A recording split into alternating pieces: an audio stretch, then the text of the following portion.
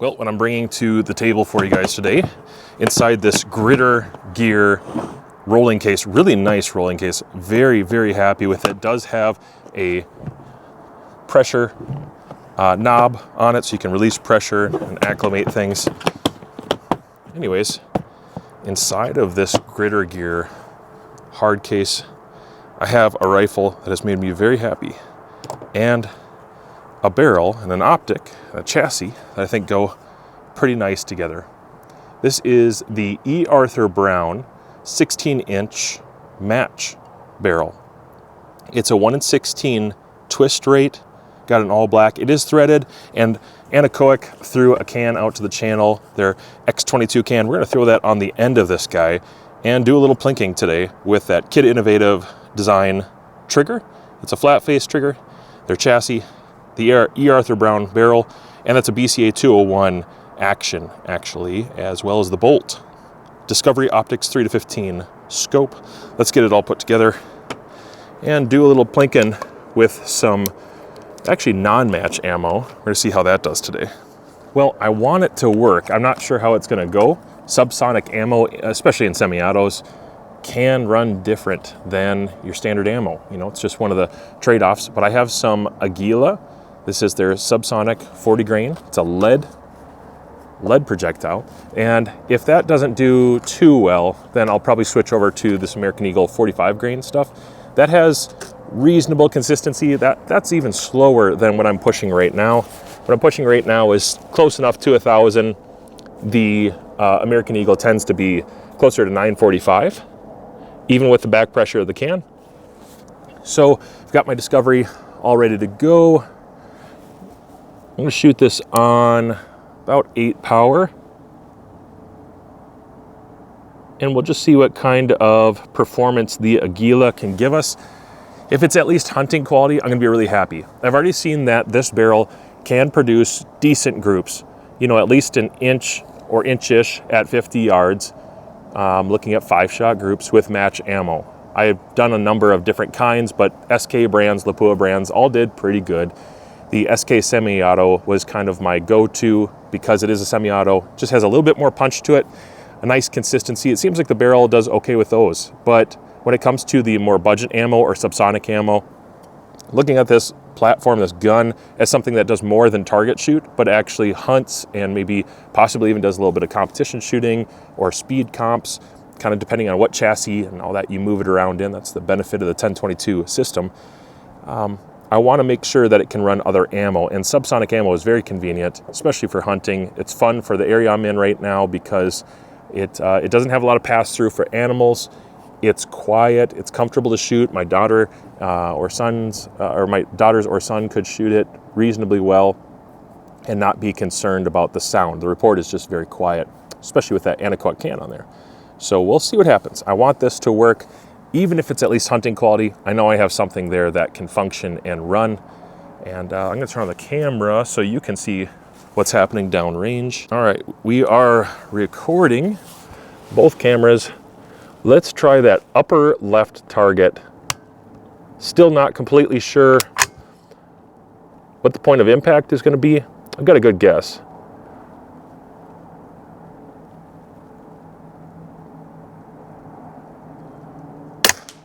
Okay, just a touch low on that one. Very quiet. Yeah, I wasn't sure if it even chambered a round. Okay. This is one thing I was a little concerned about, is ejection on those guys might not be the best. Now that would be not a hang up with the barrel, most likely. I don't think the lack of ejection is due to the E. Arthur Brown barrel. I think it has to do with the bolt and the ammo combination.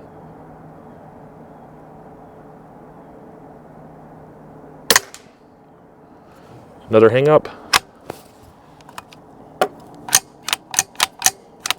I will give it, oh yeah, that's stuck in there.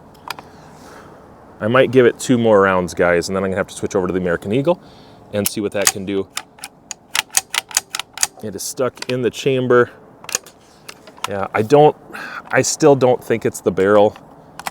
The barrel tightness is reasonable. I had it functioning with everything else well. It's probably a little bit more of the ammo. This ammo is not spec'd very tight.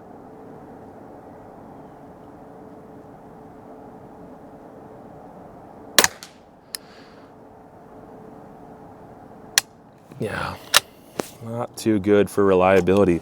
The point of impact is okay. And if it was a bolt action, I'd say, it's probably fine.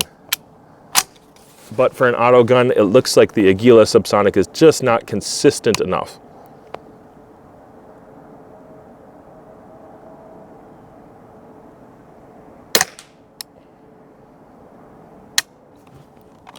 All right.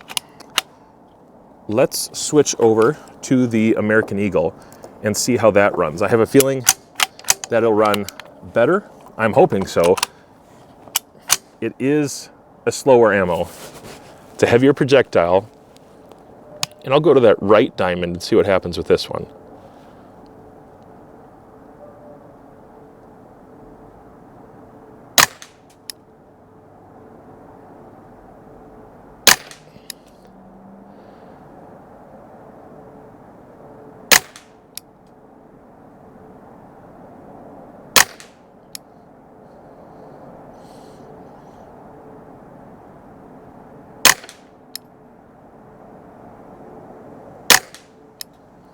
Okay, it's a little all over the place.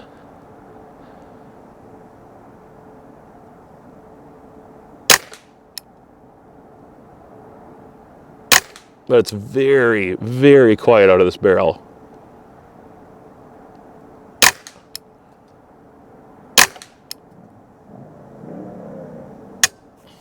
Okay, 10 rounds, reliably. I wouldn't say that group is great. It is hunting efficient for closer range shots. Absolutely would be just fine. I don't know, I'm on the fence on that one a little bit, but it was reliable. That was the main thing. It was super quiet, so it's at least comfortable enough to plink with. Let's do a little bit of plinking now. One more time, shout out to Kid Innovative Design. That's the chassis, as well as a lot of things feature on my channel. The trigger right now is a Kid Innovative Design trigger. I love it. I think it's one of the best flat face triggers that's made, especially for 1022s. Very, very light. It's got some creep and a take up, a wall, and it breaks super clean. Let's move to some steel that would be like hunting appropriate targets. All right, how about the white diamond? Oh yeah. The brown diamond. Turkey. Yeah, these are pretty easy. How about the top paddle on the spinner? Bottom paddle. Not difficult, guys. I would shoot the squirrel target, but that's a pellet gun only target. A number of these are pellet gun only. Let's go to the turkey again.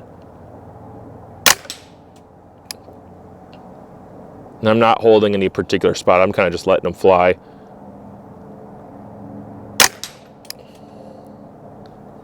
Not too bad.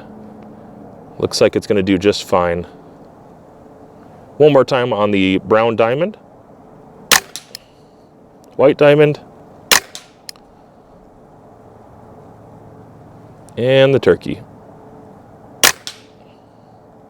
Well, that gives me some confidence. It's loading those reliably every time. That's really good. So the barrel tolerances are going to work for some of the budget ammo and definitely the better quality ammo. It looks like my experience has been anyways that I can run this stuff, not so much this stuff, but a lot of the other things I found worked just fine. Even some bulk box over the counter worked pretty good overall.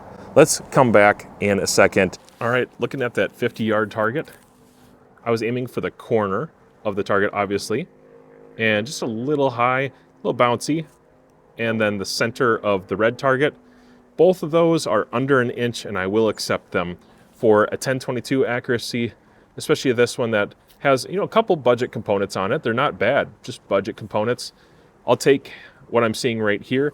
In my experience with 1022s, in the like $2,000 price point for just the rifle, not the optic, just the rifle, you can see better than this. And I have seen, I've got a few friends who have, you know, complete Volquarts and complete kid rifles, and that's a lot of cash. And I like it. I think they're worth it, but that's a lot of cash. And most people could probably improve the precision and accuracy, consistency of their 1022 setup by double with just going with a barrel like that. If you've got a standard 1022, you take that, you put it in any sort of chassis, and actually E. Arthur Brown has chassis on their website. I've gotten quite a few from their website in the past. This is what you could do. Sometimes you luck out with 1022s. Some of the Rugers, they can occasionally shoot okay, and I've seen that before. I find that it's not very long. They tend to foul up and be dirty, and they're just scratchy barrels because they're hammered out and thrown out real fast. But with the price point of this barrel, I think most people could improve their 1022 by a significant amount right off the bat, and it looks really good. Plus, it's threaded, which for me is a big deal, and threaded performance so far has been pretty similar, not the same, but pretty similar as unthreaded, which I've gone back and forth on. If I can do groups like that in the wind, then yes, you probably can do just as good, if not better, on a calm day.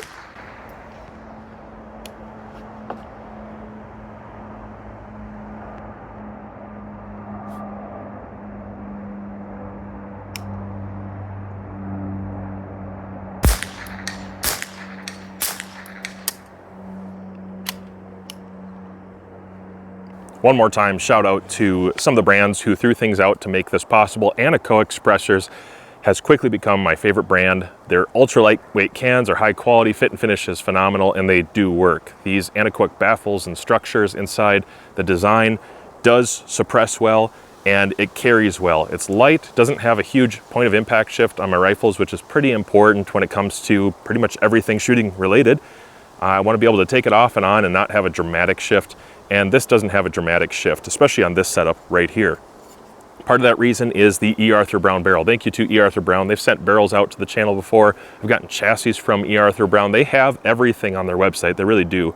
Everything on their website that you would need. 1022 related as well. There are other barrels. I have the 1 in 16, but they, believe it or not, make a 1 in 9 twist, which might be more conducive for subsonics. I would have to see the proof. I haven't personally messed around with it yet, so I'm not going to advocate for it, but I know they have one, and I was really close to requesting that one because it just sounds interesting to me, and I like subsonics. But if you're stabilizing subsonics, maybe look into that one.